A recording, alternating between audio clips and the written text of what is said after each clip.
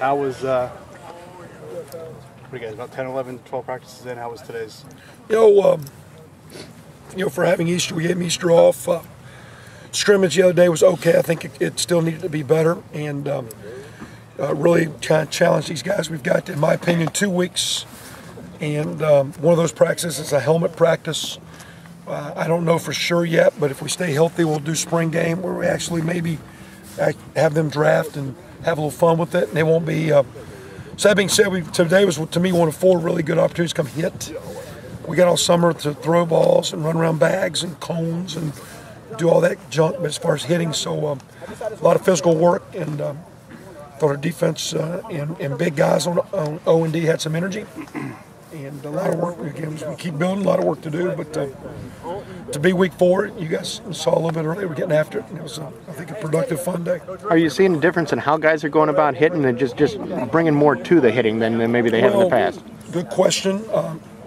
Again, I think the more you collide bodies together, and you got to be smart. We don't need pile-ups and friendly fire and little stupid things that get guys hurt. But, instinctively, when somebody throws something at you, you blink and turn your head. And, when you hit something, you stop. When you're playing football, you hit things and you run through things. And it's, if I bumped into you, I'd say, excuse me and stop and apologize. But when you play football, you have to teach people how to, hit people. And so you're learning how to do that. And that, to me, was what we're trying this. And we'll, like I keep saying, even though we play shotgun or throw it and all fancy kind of things that people do in window dress football, it's still blocking and tackling, it's hitting. And you learn how to do it. The more you do it, the more confident you get. So whether it was some one-on-one drills, I think you guys saw some of that early, and some 3-on-3 work and some group work, and we try to finish up with some team that's smart, where again we don't get guys hurt, but the more we take advantage of these pads for this week and next week, hopefully the stronger we'll be. So you're just learning how to do it. So hitting's not a common thing. Where do you see, Kevin, the defense? Where's it at now? Where does it need to be, certainly by next fall? Again, we're working, I think, trying to figure out, to me, how to collectively put all the pieces in the right spot.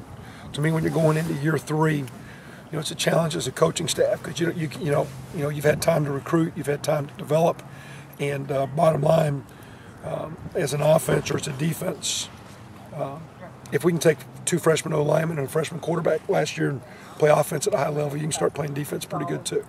And that's a little bit of total coaching and schematics. And, if this guy can do things, he does it. If he can't do it, either you don't do it or you put someone else in. So there's a lot of ways to defend. 3-man fronts, 4-man fronts, man coverages, zone coverages, close coverage, tight coverage. There's many ways to skin a cat. But at the end, when you're going into year 3, we're all collectively a part of the problem, and we're all collectively a part of the answer. And so it's, as coaches, and I'm spending a fair amount of time defensively saying, here's what I see, quote, as an offensive guy. So here's where I'm going. And if you did this, I don't like this. I don't like this, and here's why. And so we're trying to work really hard with Coach Mallory and with Coach Fabs. And now we got 2 new coaches. But I think those guys have worked in very smoothly. So the fact that we lost 2 good coaches, we did hire 2, I think, great coaches, good hires. So I think there's some good chemistry where we're not like day 1 practice, when these guys are running around lost and not getting coached. That's not the case. But I think defensively, it'll be interesting between now, the first game, and we go through the season, because we need to start showing that we can play competitive, solid D. And there's enough players, and there's good recruits coming. But with these guys we got to keep making strides here. Since David Cooper's apparently graduated, some of the Funderburk and Simmons, some of the young linebackers, are they acclimating okay? Not bad, and they're actually trying to keep those guys with the second team, getting Mahalik and Griffin Dahlstrom, some guys, some work in there with the ones, but those guys probably are playing more like ones, but just not to overload them, kind of keep them in the group and keep bringing them along at the proper timeline. I think both those guys, TJ and Steven, I think have been noticeable.